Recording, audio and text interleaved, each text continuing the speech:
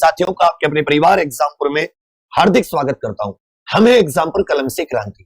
देखिए साथी, हम सभी लोग एक एक करके आपके सिलेबस की व्याख्या कर रहे हैं, सिलेबस की एनालिसिस कर रहे हैं, जिससे कि आपको समझने में आसानी हो कि भाई किस टॉपिक से कितने प्रश्न बनने की संभावना है।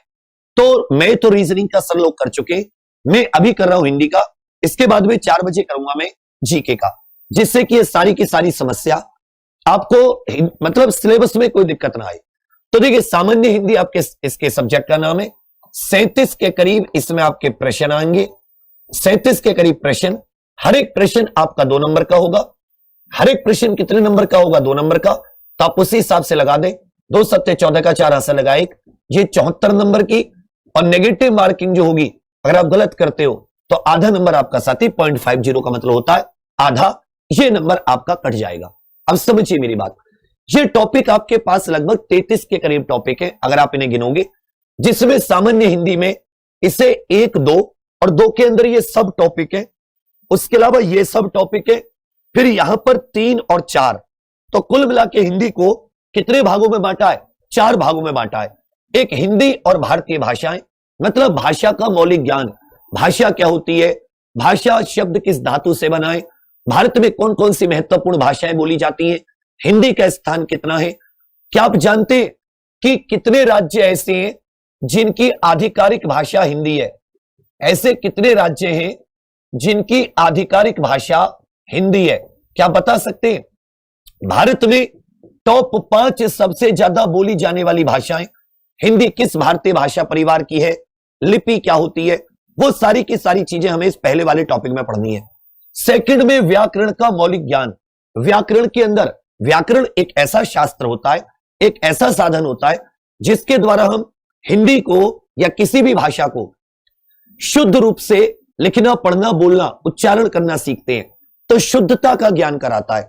तो शुद्धता में वर्णमाला, फिर तत्सम, तद्भव, पर्यायवाची, विलोम, अनेकार्थक, वाक्यांशों के स्थान पर समरूपी अशुद्ध वाक्य, लिंग, वचन, कारक, सर्वनाम, विशेषण, क्रिया, काल, वाच्य, अव्यय, उपसर्ग, प्रत्यय, संधि, समास, विराम चिन्ह, मुहावरे, लोकोक्ति, रस, छंद, अलंकार।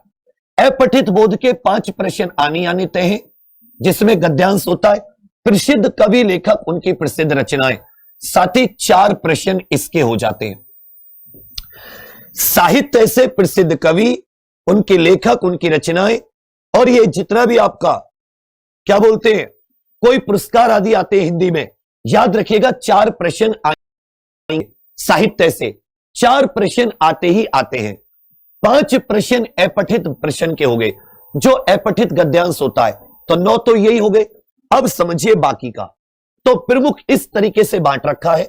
एक एक टॉपिक अगर हम क्लियर करते चलते हैं तो आप लोगों का इसमें से कोई भी आपको समस्या नहीं आएगी। नेगेटिव के लिए 0.50। अब मैं आपको बताता हूं कि हर टॉपिक से कितने क्वेश्चंस आए थे। क्या आप जानते हैं? अब सुन लीजिए साथी, जितने भी ये क्वेश्चन दे रखे, जैसे हिंदी और अन्य भारतीय भाषाएं, इस टॉपिक से 1 प्रश्न भी आ सकता है और अधिकतम 2 प्रश्न आ सकते हैं। 1 से 2 प्रश्न इस टॉपिक से। हिंदी दिवस कब मनाया जाता है? भारत में तीसरे नंबर की सबसे ज्यादा बोली जाने वाली भाषा बताइए।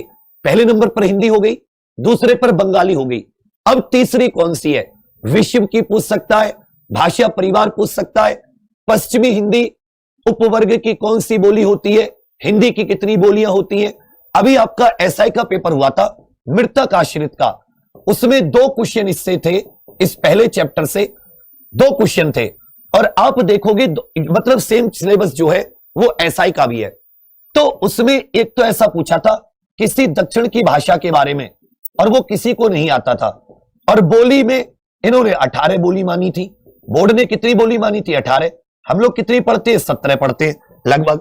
तो इस तरह के जो क्वेश्चन होते हैं, ये 1 से 2 क्वेश्चन आपके ये पहले वाले में बनेंगे। ये चीज क्लियर हुई। सेकंड में अगर आप देखोगे व्याकरण में, ये जितने भी टॉपिक अब आपके सामने हैं, इन सब के आगे 1-1 प्रश्न लगा लीजिए। इन सबसे साथ ही 1 प्रश्न आएगा। इन सबसे कितना प्रश्न आएगा? 1-1 प्रश्न आएगा। 1 पर्यायवाची आएगा, 1 तत्सम तद्भव आएगा, 1 विलोम आएगा, 1 अनेकार्थी, वाक्यांशों के स्थान पर 1 शब्द, इसका भी 1 क्वेश्चन होगा। समरूपी भिन्नार्थक 1 होगा, अशुद्ध वाक्यों को शुद्ध करना, एक लिंग, लिंग पुल्लिंग स्त्रीलिंग, एक प्रश्न होगा, वचन से एक प्रश्न, कारक चिन्ह से एक प्रश्न, सर्वनाम से एक प्रश्न। सर्वनाम का प्रश्न आपको शुद्ध करने के लिए भी दे सकता है, शुद्ध करने के लिए भी दे सकता है। कैसे? जैसे कि मैं, यह एक सर्वनाम होता है, इसका विकारी रूप मैंने, मुझको, मुझसे, मुझसे, इस तरीके से पूछेगा इनमें से कौन सा गलत है, कौन सा सही है। यह सीधा सीधा भी सर्वनाम के बारे में पूछ सकता है। चलिए बच्चा, एक प्रश्न विशेषण, एक क्रिया, एक काल, एक वाच्य, एक अव्यय। अव्यय में क्रिया विशेषण पूछ सकता है, संबंध बोधक पूछ सकता है, कोई सा भी पूछ सकता है। एक आ जाता है आपका उपसर्ग से, एक आ जाता है प्रत्यय से, एक प्रश्न संधि से, एक प्रश्न समास से। इन सारे टॉपिक से एक एक प्रश्न। आगे आ जाते विराम चिन्ह से एक प्रश्न हो जाता है मुहावरे से, एक प्रश्न हो जाता है मुहावरे से, और एक प्रश्न हो जाता है साथी लोकोक्ति। दोनों आएंगे, एक लोकोक्ति आएगी, एक मुहावरा आएगा। एक प्रश्न रस से, एक प्रश्न छंद से, एक प्रश्न होता है अलंकार से।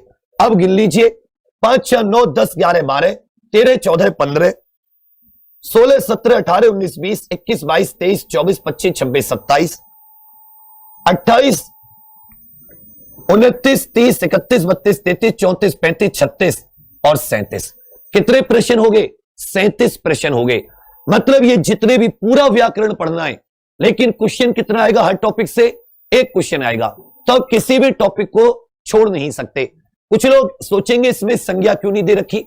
तो बच्चा, संज्ञा ना देके संज्ञा के विकारी रूप इसमें लिंग और वचन दे दिए। क्या दे दिए? लिंग और वचन से क्वेश्चन। असल में संज्ञा पढ़ोगे तभी आप लिंग और वचन पता कर पाओगे। तो देखना, हिंदी और अन्य भारतीय भाषाओं से एक आ सकता है, अधिकतम 2 आ सकते हैं, इससे ज्यादा नहीं। क्या होता है कि कभी कभी हिंदी का एक क्वेश्चन जीके में दे देते हैं, जैसे हिंदी दिवस। भाई, राष्ट्रीय हिंदी दिवस कब मनाया जाता है या अंतरराष्ट्रीय हिंदी दिवस कब मनाया जाता है? तो ये क्वेश्चन है तो हिंदी के, लेकिन इसको किसमें दे रखा है? इसको दे रखा है जीके में। तो ये जीके के 38-37 क्वेश्चन में काउंट हो जाते हैं। हिंदी और अन्य भारतीय भाषा 1 से 2 प्रश्न। हिंदी व्याकरण का मौलिक ज्ञान, इसमें देखोगे तो सबसे ज्यादा प्रश्न व्याकरण से ही है। वर्णमाला 1, तत्सम तद्भव 1, पर्यायवाची से 1 प्रश्न, एक पर्यायवाची होगा। विलोम अनेकार्थक वाक्यांशों के स्थान पर समरूपी भिन्नार्थक अशुद्ध वाक्यों को शुद्ध करना, लिंग से 1 प्रश्न।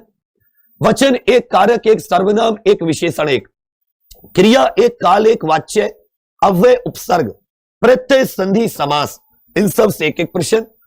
विराम चिन्ह से 1 प्रश्न, मुहावरे, लोकोक्ति दोनों से 1-1। तो कुल मिला के इस टॉपिक से 2 क्वेश्चन। रस से 1, छंद से 1, अलंकार से 1, अपठित बोध से 5 प्रश्न, और साहित्य से कितने प्रश्न आएंगे? कम से कम अधिकतम 4 प्रश्न इसमें एवरेज औसत आए हैं। कुल मिला के कितने हो गए? ये 37 प्रश्न हो गए। अगर 5 और 4 9 और 1 10 ये भाषा वाला हटा दूं, तो जो इसमें से 27 प्रश्न होंगे वो व्याकरण से होंगे, एक हिंदी और अन्य भारतीय भाषाओं से होगा, एक 5 अपठित से और 4 साहित्य से। तो 27 के करीब क्वेश्चन ये आपको व्याकरण से मिलेंगे। ये हो जाता है हमारा आप लोगों के सामने कुछ। अब हिंदी में आप लोगों का जो टारगेट होना चाहिए, हिंदी एक ऐसा सब्जेक्ट है सबसे कम समय में पूरा हो जाएगा और सबसे अधिक नंबर आप ला सकते हो। पहली बात क्या बोला मैं? सबसे कम समय में पूरा होगा। दूसरी बात क्या बोल रहा हूं कि आप सबसे ज्यादा नंबर इसमें ला सकते हैं। मतलब आप चाहे अच्छे से तैयारी करके तो इसमें 37/37 भी ला सकते हैं, नहीं तो एवरेज बच्चा भी तैयारी कर लेगा तो 35 नंबर तो ला ही सकता, 35 क्वेश्चन तो कर ही सकता है। क्यों? अगर टारगेट क्वेश्चन देखे कि हमें कितने करने हैं तो आप 35 कर सकते हो। मान लेता हूं साहित्य के 2 क्वेश्चन टफ आ जाते हैं, लेकिन साहित्य के 2 प्रश्न बहुत ज्यादा इजी आते हैं, 2 प्रश्न बहुत ज्यादा इजी आते हैं। बाकी जितने भी प्रश्न होते हैं ये प्रश्न इजी होते हैं, इनमें कुछ नहीं होता। अब कि सर इसके लिए आवर कितने लगेंगे, इसके लिए आवर कितने लगेंगे, तो याद रखिएगा इसके लिए जो आपके ये लगभग 33 के 32 से 33 के करीब टॉपिक है, 30 से 32 के करीब। इनमें साथी अगर आप बहुत बढ़िया पढ़ना चाहते हो, एकदम कुछ भी ना छोड़कर, लास्ट में हर एक सब्जेक्ट का, हर एक इसका टॉपिक के खूब सारे 100 200 प्रश्न भी करना चाहते हो, तो भी साथी ये 60 से 70 घंटे से एक भी ऊपर नहीं जाएगा। 60 से 70 घंटे, इससे ऊपर ये हिंदी का सिलेबस नहीं जाएगा। अगर लगकर पढ़ते हैं, जो क्रम इसमें दे रखा है उसी क्रम के अनुसार पढ़ते हैं। पहले हिंदी भाषा के बारे में चर्चा की कि भाषा क्या होती है, कैसे होती है। उसके बाद में आपने व्याकरण को समाप्त किया। व्याकरण को समाप्त करके आप अपठित बोध की जगह अब चाहे तो लेखक रचनाएं साहित्य कर सकते हैं, और फिर आपने अपठित बोध भी किया, क्योंकि यहां भी बच्चे अटकते हैं। तो कुल मिला के आप लोग ये देखिएगा कि 60 से 70 घंटे में ये हिंदी आपकी बेस्ट तैयार हो जाएगी। हम दो टीचर हैं, मैं और मोहित सर, दोनों की अपनी अपनी खासियत है। मुझसे बेस्ट हालांकि मोहित सर हैं, ये मैं स्वीकार कर रहा हूं ऑनलाइन, लेकिन हम दोनों की अपनी अपनी खासियत है। हम दोनों ही इसको पूरा करेंगे, लाइव में पूरा करेंगे। टीटीएफएस करके मेरी क्लासें होंगी, जैसे संडे, फिर ट्यूसडे छोड़ के वेडनेसडे, और इसमें लंबी क्लास लेकर अगर अभी हम लोग लग जाते हैं आज से ही, आप लोग इसको अगर ज्वाइन कर लेते हैं अपने सूरमा बैच को, तो कोशिश करेंगे कि 7 तारीख तक इसको हम लोग खींच के, जैसे दीपावली की छुट्टी होगी, तो इस बार दीपावली की छुट्टी हम लोग, मतलब ज्यादातर लोग दीपावली की छुट्टी करेंगे। अगर हम इन छुट्टियों में अच्छे से रम के पढ़ लें, भाई बाकी सब्जेक्ट तो बंद रहेंगे। मान लेता हूं हिंदी पढ़ लेते हैं हम डेली 2-2 ढाई-ढाई घंटे, तो ईमानदारी से आप लोग बहुत जल्दी इसको निपटा दोगे। जब 2-2 ढाई-ढाई घंटे कोई क्लास होती है ना, एक अच्छे लेवल का, एक बड़े लेवल का, बढ़िया तरीके से सिलेबस पूरा होता जाता है। समझे मेरी बात? तो यह है आपका हिंदी का 60 से 70 घंटे इसमें लगेंगे। अच्छी हिंदी प्रॉपर, यह एक ऐसा सब्जेक्ट है जब पेपर में देते हो, क्योंकि ऑफलाइन पेपर होता है, गोला भरने होते हैं, तो 5 या 7 मिनट लगते हैं इसके आंसर निकालने में। ऐसा कोई और सब्जेक्ट नहीं है जिसे 5-7 मिनट में कर सको, क्योंकि हिंदी पढ़ी होगी तो आएगा। जीके में क्या है, मान लेता हूं कुछ नहीं पढ़ा आपने, जीएसटी छोड़ दी, मानवाधिकार छोड़ दिया, तो आप नहीं करके आओगे। लेकिन हिंदी में पढ़ा होगा तो करके आओगे।